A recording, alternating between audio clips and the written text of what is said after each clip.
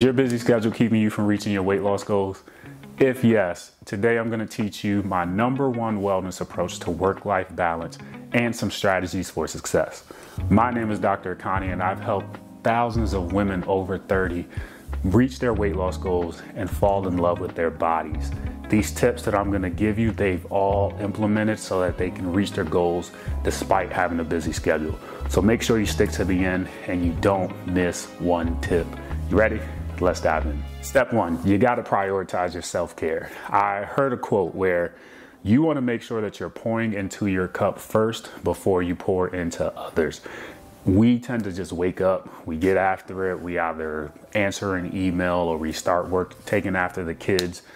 Do you pour into your cup first? We really got to take the time to pour into our cup first, because from that cup, we can adequately pour into the other things we get to do throughout our day. Some things for self-care can look like waking up a little early to have a moment of peace and quiet before the kids get up, and just sitting and meditating. Either you're meditating on your word if you love the Bible, or you're just sitting and getting a moment to gather your thoughts and your plans for the day. That can look like self-care. Self-care can also look like, for me, at the end of each day, I love to watch Food Network. I'll turn on Food Network. It gives my mind a moment to kind of just disconnect. And that is my moment of self-care, where my mind can aimlessly wander and dive into the cooking show that I'm listening to. Or there's other ways. Going for a walk.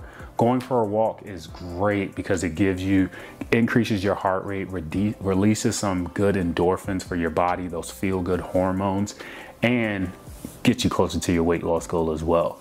So really take a moment and figure out, what do I need to do to prioritize my self-care? You got to make sure starting the day with something for yourself is awesome.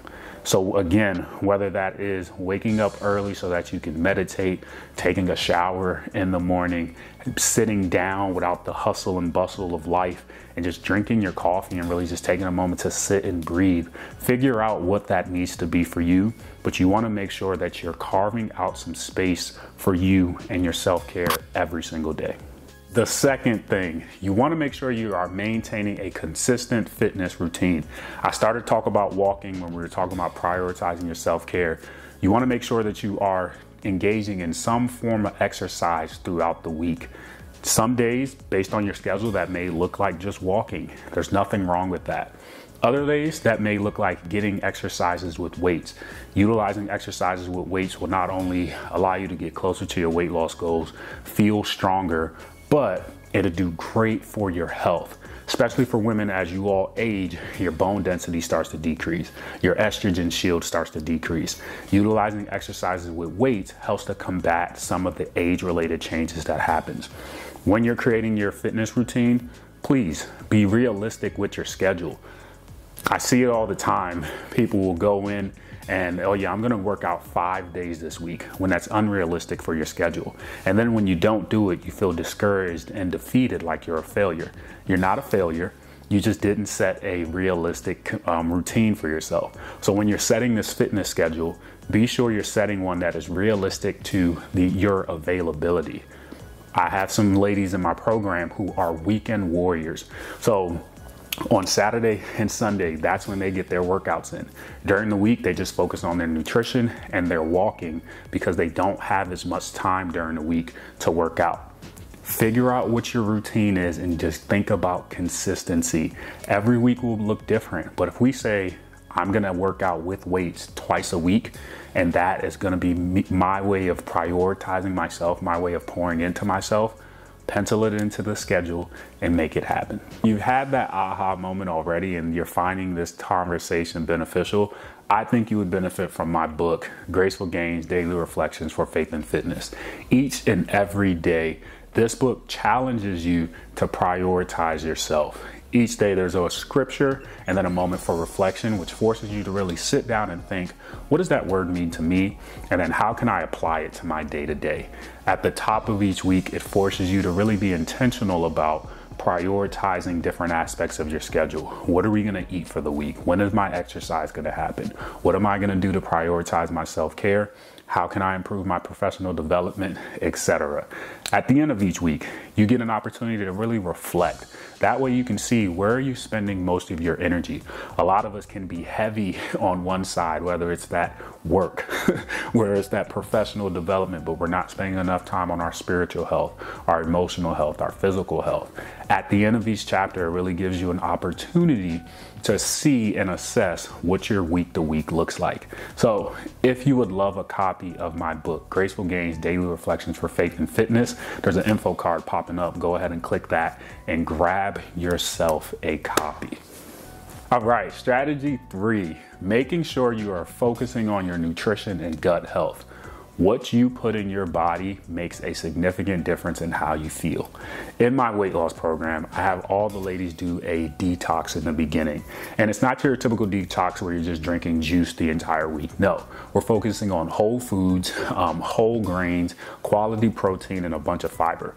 The purpose of the detox is for them to start to see, what does it look like when I eat cleaner versus I eat the things that I'm used to, our processed foods, our junk. They all notice an increase in their energy, a reduction in bloating, a reduction in inflammation. What you put in your body makes a significant difference to your gut health, to your energy output, and just how you feel. That's why your vegans, they'll go crazy and say they feel amazing. And it's because some of their foods, if you're doing it the right way, you're getting a lot of fiber, a lot of vegetables, a lot of fruits. While you don't necessarily have to go the vegan route, getting more fiber in your diet will make a significant difference for how you feel. If we're talking about creating that work-life balance and those strategies for success, having more fruits and vegetables in your diet, you will have more energy to be able to do some things after work, to actually work out after work, or be able to work out in the morning because you've gotten a good night's rest, because you're not bloated or constipated and you're giving your body the nutrients that it needs. So really, to make sure that you're prioritizing good, healthy carbs like your grains, your oats, a solid proteins, your lean meats or your edamame or your tofu, and some healthy fats like your avocados, your olive oils, things that are going to be great for your gut health, great for your energy, and overall great for your well-being. We often skip that sugar. Those processed foods can bring down your energy levels. You'll have that spike and then you'll crash later. Those can be the coffee in the morning, that Starbucks in the morning, or that muffin that we like to eat that is mainly sugar. We got to be mindful of the things that we're putting in our body, especially if we're struggling with our energy levels. Number 4, my 4th secret to creating that balance is time management. I love to create time blocks on my schedule. That way I know from this time to this time, let's say 1 to 2 o'clock, I'm focusing on this one activity.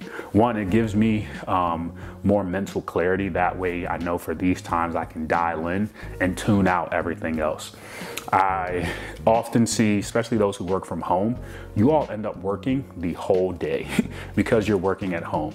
You'll work at home and then you'll do some laundry while you're working, or you'll go run errands while you're working, but you look up, you literally been working the whole day. We need to create some hard boundaries. Time blocking is a great way to create those hard boundaries. That way, if I'm working, I'm working. If I'm doing something else, I can really dive my attention, my focus, my energy into that. I always tell everyone, when it's time to create the days and the times that you're working out, sometimes it may be better to work out in the morning before the notifications for meetings goes off, the notifications for the endless emails that will distract us. Create those time blocks and really honor it. You show up for all your work meetings. You show up on time, you're energetic, and you show up. Create some meetings for yourself. Pencil into your calendar your times for self-care. Pencil into your calendar your times to exercise. Pencil in your calendar your times to sleep, or your times on Saturdays from 4 to 8. I have nothing. It's a block. I'm doing nothing. Everyone leave me alone. I want to relax. Pencil that in and honor that. So time management is key. It's easy to just go and not really think about it. Pencil it in, make those blocks, and honor your schedule. The 5th and most important strategy, setting boundaries. You gotta set boundaries. Whether it's setting boundaries with yourself, and the things that, hey, we said we weren't going to do that, but we continued doing that. I said I wasn't going to take extra shifts, but they asked me if I was available. And yeah, I was supposed to work out, but I can work out later. I am available. Set boundaries. Whether it's setting boundaries with your loved ones of, hey, during these hours, don't call me. I created a time block where I'm supposed to get some rest. Or setting boundaries with yourself and that phone use that we have at night to make sure that we're getting adequate rest. Figure out what those boundaries need to be that's hindering you from creating that balance, whether it's work-life balance, balance with your spouse and your goals, balance with your friends and your family, balance with anything. We have to create the balance between the scales and give yourself the freedom to understand that something may fall off on one side. You can't be all things all the time. If this is the time I'm supposed to be working, I'm going to be the best worker I'm supposed to be. And I may not be the best parent or spouse at that time because my energy is focused on work. Okay, now I'm focusing on being a good spouse. And my energy's dove into that. I may not be the best worker at that time because my energy's here. Doesn't mean things there will fall off. And when you're working, doesn't mean things with your spouse will fall off. But you have more mental clarity and you're able to fully show up in purpose. So we got to set hard boundaries.